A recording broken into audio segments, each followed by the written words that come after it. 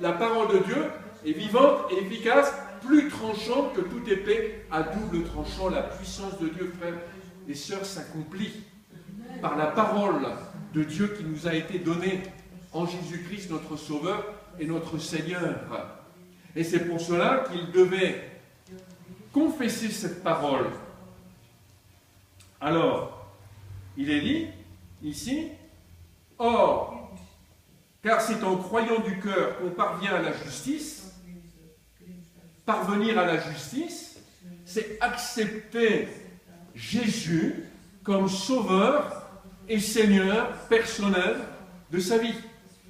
Je suis justifié par celui qui est mort pour moi à ma place, qui a été condamné pour moi à ma place, afin que moi-même je ne subisse pas un châtiment bien plus terrible que la persécution dans une arène, un châtiment bien plus terrible que la mort ou la première mort. Bienheureux est celui, justement, qui échappe par sa foi en Jésus-Christ au jugement. Heureux ceux qui participent à la première résurrection.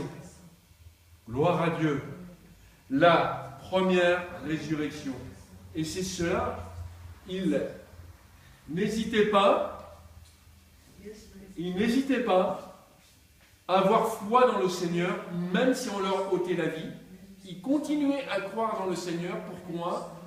Parce qu'ils voulaient parvenir à une meilleure résurrection. Gloire à Dieu. Nous sommes bien loin encore de cette foi, très certainement. Quelques-uns d'entre vous, notre sœur, a déjà subi la persécution, mais serions-nous capables de garder la parole de Dieu dans notre cœur si nous sommes persécutés? La parole de Dieu est vivante et efficace, plus tranchante que toute épée à double tranchant, pénétrant jusqu'à séparer l'âme et l'esprit, jointure et moelle. C'est une image vivante. Quand dans l'Épître aux Hébreux on a écrit ça, vous savez que les chrétiens étaient persécutés. Jointure, pourquoi jointure et moelle? Pourquoi jointure et moelle? Moi j'ai lu des récits de chrétiens martyrisés.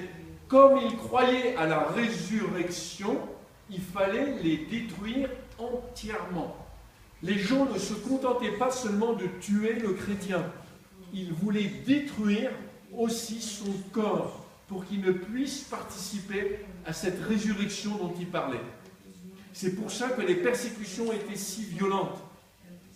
Il y a des récits, même en France, dans la ville de Lyon, où on parle de martyrs qui ont subi ces persécutions. Et on les a non seulement assassinés, mais encore, on a pris leur corps et on les a découpés. Et ils n'étaient pas encore contents. Les persécuteurs les ont découpés, les ont brûlés, et encore même, ils n'étaient pas contents. Ils ont pris leurs cendres qui restaient et les ont dispersées dans le Rhône, dans la Saône. Si vous allez une fois à Lyon, vous allez voir, il y a un confluent, il y a la Saône et le Rhône qui se rencontrent, et là, il y a l'île sur laquelle, justement, se sont passés ces martyrs. Et effectivement, ils ont dû faire cela, parce qu'ils se sont dit, ils se sont débarrassés. Les gens se moquaient de la résurrection. Mais comme je dis, tout est vanité et poursuite du vent. Il n'y a rien de nouveau sous le soleil. Encore aujourd'hui, quand vous parlez de résurrection, les gens se moquent de la résurrection. C'est pour cela, je crois vraiment dans mon cœur, que la résurrection a un effet spirituel terrible sur le monde des ténèbres. Une répercussion terrible parce que Christ est ressuscité. Et quand Christ est ressuscité, Christ a eu la victoire sur la mort. C'est ce que nous avons lu pendant le repas du Seigneur. Christ a eu cette victoire éclatante sur la mort. l'ennemi, par sa haine, par sa rage envers le Fils de Dieu, l'ayant livré aux autorités afin de le détruire, afin de détruire notre Seigneur et Sauveur Jésus-Christ, qu'est-ce qu'il a justement oublié? C'est qu'il y avait la puissance du Saint-Esprit, la résurrection qui s'est produite. La tombe s'est ouverte, la pierre a été roulée. Il y a la puissance de Dieu, ne l'oublions pas. Quand nous recevons une guérison, quand nous recevons une délivrance, c'est la puissance de Dieu qui agit. Nous la voyons.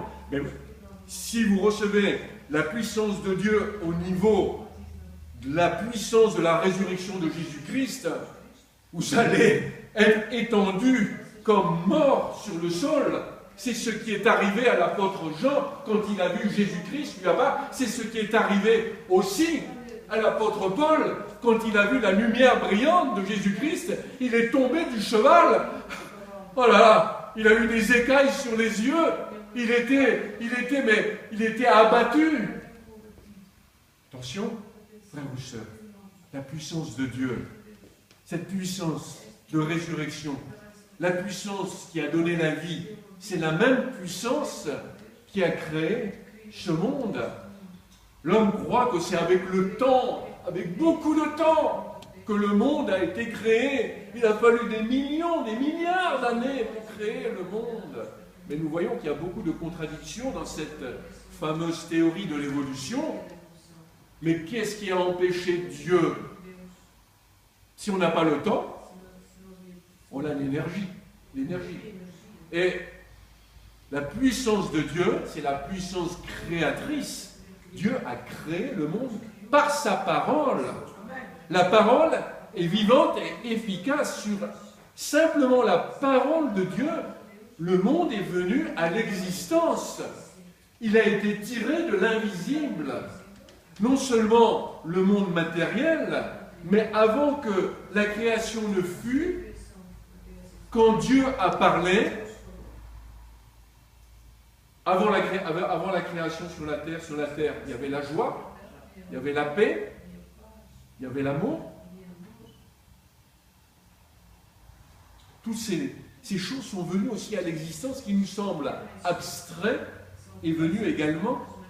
Mais l'ennemi est venu aussi dans le jardin d'Éden pour apporter justement la parole contraire à la parole de Dieu, apporter la désobéissance. Voilà pourquoi la parole doit séparer notre âme et notre esprit.